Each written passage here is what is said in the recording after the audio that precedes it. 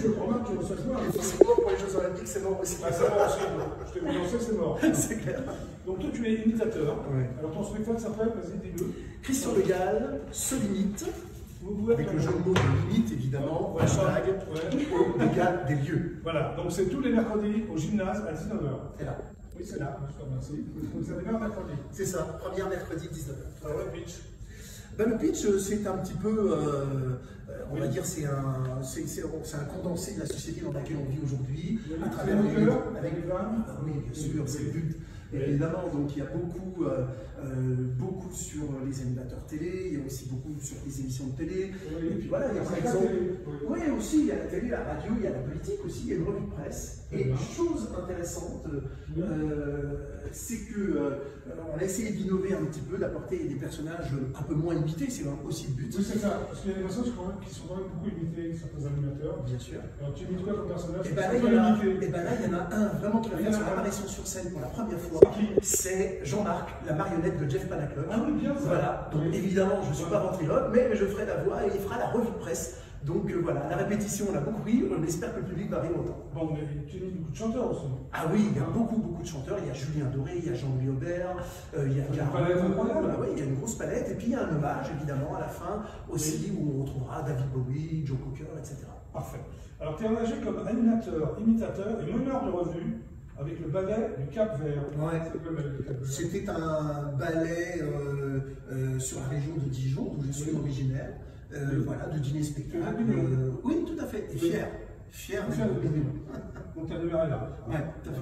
Alors il y a un spectacle qui s'appelait À moins le quart, détente, c'est ça? À moins de carte détente. Détente, pardon. Ouais. À moins le quart, détente, c'est quoi ça? C'était un autre spectacle que je faisais à l'époque au théâtre du gymnase aussi, mais c'était dans la petite salle tout en bas, dans le studio. Ça veut dire, c'est un jeu de mots, on va l'expliquer, ça s'appelle Christian Le Gall sans voir en l'air. C'est un jeu de mots sans voir en l'air, mais sans solennité, voir en l'air. C'est le même spectacle, tu as juste changé de titre? Non, le spectacle a évolué parce qu'ensuite j'ai travaillé avec mon ami Olivier Lejeune, qui a fait. Voilà, donc, et Olivier, donc ensemble on a travaillé, et les textes, bien sûr, il était co-auteur et metteur en scène de ce spectacle. Voilà. Tu as écrit pour la radio, ça s'appelle Les Dédicrasses. Les Dédicrasses, c'était des parodies sur l'actualité, sur des chansons qui passaient actuellement. À un moment, peut-être, tu intègres les grands de lire sur France 3, Ouais. Paris Lecoq. 5 ans. 5 ans. 5 ans.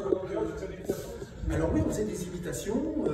Avec Yves Lecoq, on lançait des petites virgules entre chaque séquence, avec Selig, avec Thierry Garcia, 5 ans à ses côtés. C'était vraiment formidable parce qu'il y avait une très très belle équipe. Et voilà, je les salue si Mémé Ibac nous regarde. Oui, Mémé Ibac salut nous Mémé, regarde. voilà, moi j'adore Mémé Ibac. Oui, c'est bien, moi aussi.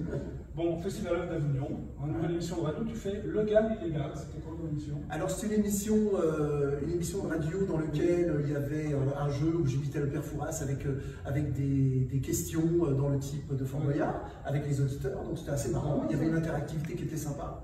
Et puis dedans il y avait Lucchini qui faisait les sorties du film de la semaine, mais qui était forcément réarrangé et parodié par rapport à l'actualité politique.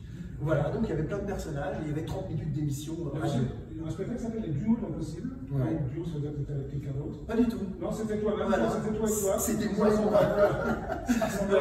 En fait, les duos de l'impossible, c'était avec un orchestre, c'était un live, et l'idée c'était de faire un concert où je faisais en duo des personnes qui ne pouvaient pas chanter ensemble. C'était des trucs complètement impossibles, complètement improbables, des duos improbables. Improbable, ok.